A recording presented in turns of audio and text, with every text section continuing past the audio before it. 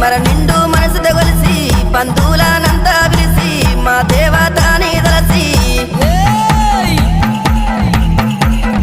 గుట్ట బంగారాన్ని తెచ్చి ఆ